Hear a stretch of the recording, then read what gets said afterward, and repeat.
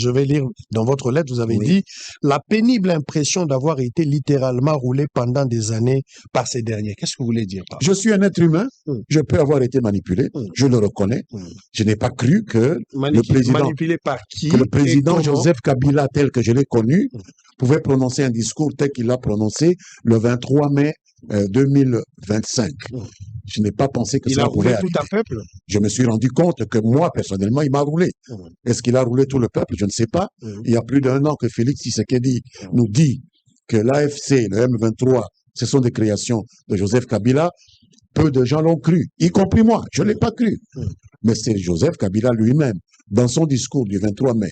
C'est lui-même, à travers l'itinéraire qu'il a pris pour entrer au pays, en passant par le Rwanda, que lui et nous considérions comme le cercle, le centre de tous les maux dont souffre le Congo aujourd'hui.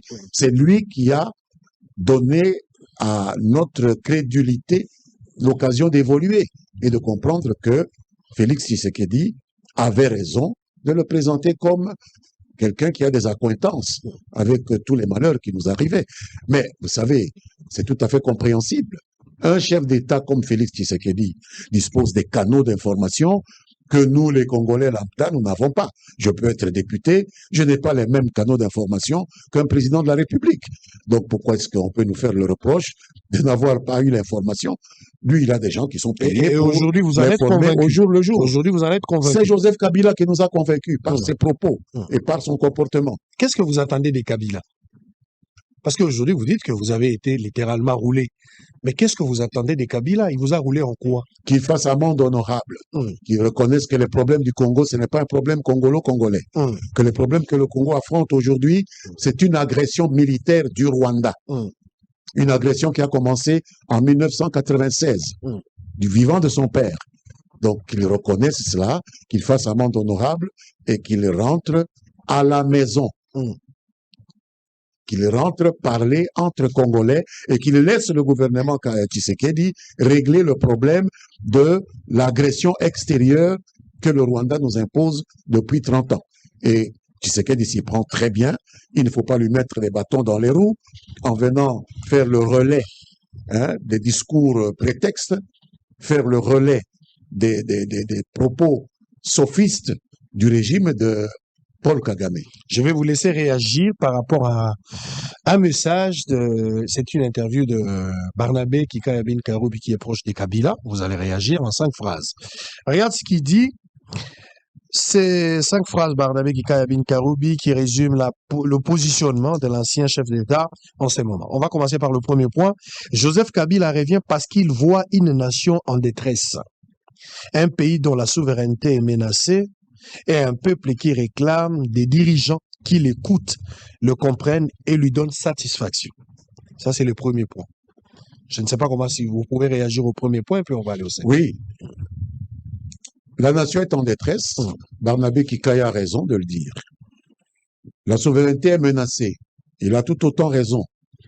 Mais ce qui manque dans cette analyse, c'est la cause. D'où vient la détresse de la nation congolaise aujourd'hui? D'où vient la menace à la souveraineté congolaise aujourd'hui? C'est d'un pays voisin qui s'appelle le Rwanda et que dans son discours, notre ancien chef de l'État donne l'impression de vouloir absoudre de sa responsabilité qui est substantielle dans ces problèmes que connaît notre pays. Et Barnabé Kikaya, dans sa mise au point, n'en parle même pas.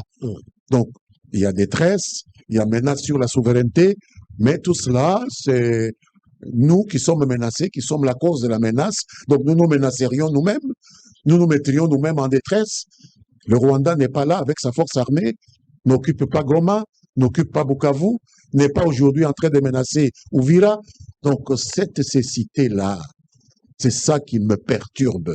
Je n'ai pas d'acrimonie particulière contre l'ancien président, mais il faut dire les choses telles qu'elles sont. C'est la vérité qui peut nous sauver. Alors, il a dit en deuxième position, c'est dans ces contextes que Joseph Kabila revient pour servir. Non pour diviser, mais pour unifier. Il apporte avec lui l'expérience, mais aussi l'humilité. Le Congo a besoin d'un leader cohérent, calme et engagé. Mais on ne peut pas servir les gens contre leur gré. Vous servez qui? Si c'est les Congolais que vous servez.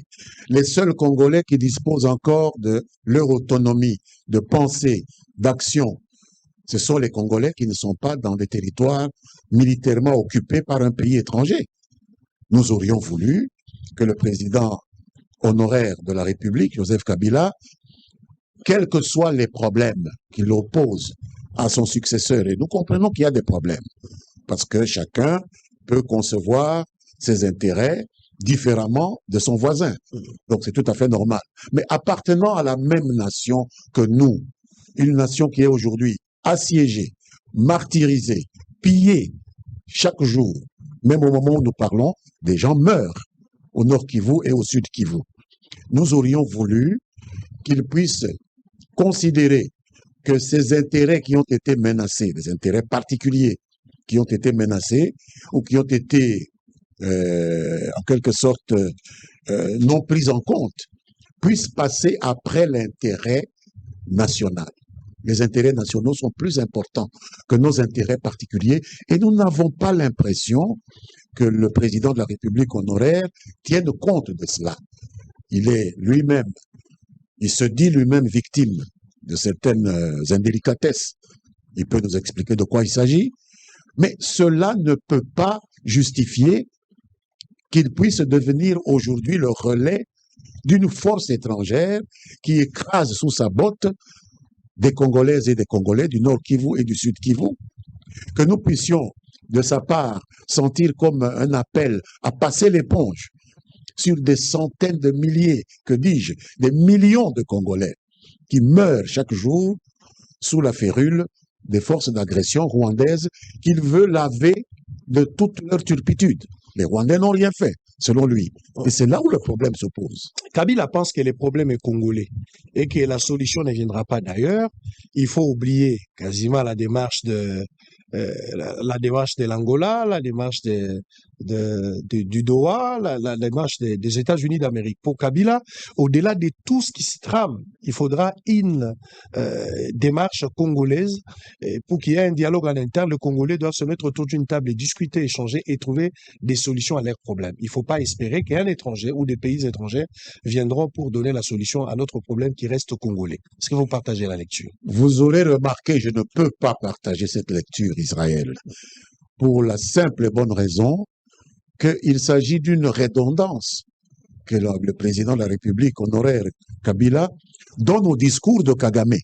C'est pratiquement mot à mot le discours que Kagame distribue pour justifier son agression sur la République démocratique du Congo.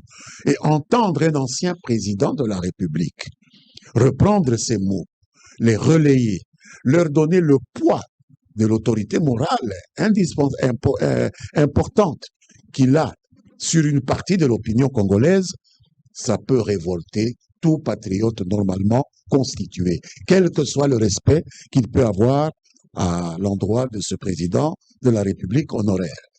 On ne peut pas prendre les propos de propagande d'un ennemi qui est sur votre territoire militairement et endosser ces propos et commencer à les diffuser auprès de votre peuple pour les anesthésier, pour leur dire d'accepter cette occupation militaire. C'est ça, en fait, ce que nous condamnons dans la démarche du président honoraire.